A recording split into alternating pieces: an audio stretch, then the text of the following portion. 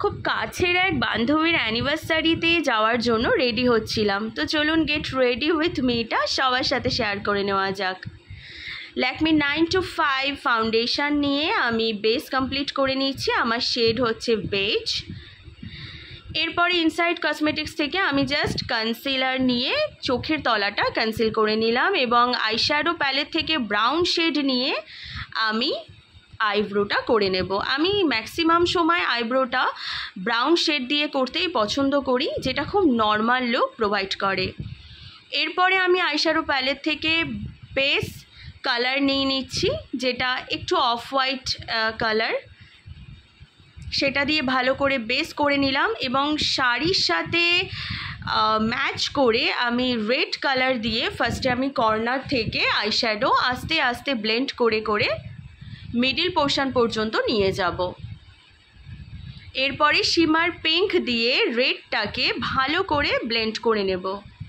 দুটো কালার খুব ভালো করে ব্লেন্ড করে নেওয়ার পরে আমি যেহেতু গোল্ডেন টাচ রয়েছে আমার শাড়িতে, আমি মিডল থেকে কর্নার পর্যন্ত গোল্ডেন দিয়ে ভালো করে ব্লেন্ড করে নিচ্ছি এবং রেড আর শিমার পিঙ্ক এবং গোল্ডেন তিনটে কালার খুব ভালোভাবে মিশিয়ে নেব।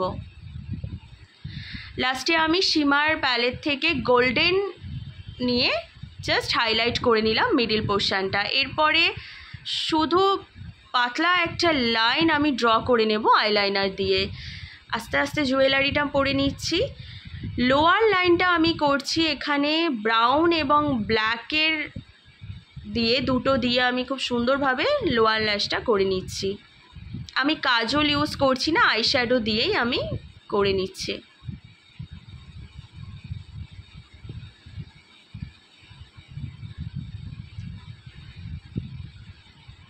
এরপরে আমি ব্লাশ লাগিয়ে নিচ্ছি। ব্লাশ এবং হাইলাইটার সেম প্যালেট থেকেই আমি লাগিয়ে নিচ্ছি।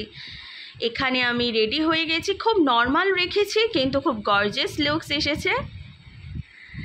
ভালো লাগলে ভিডিওটা অবশ্যই একটা সাবস্ক্রাইব, লাইক এবং শেয়ার করবেন এবং অনেক কমেন্ট করবেন।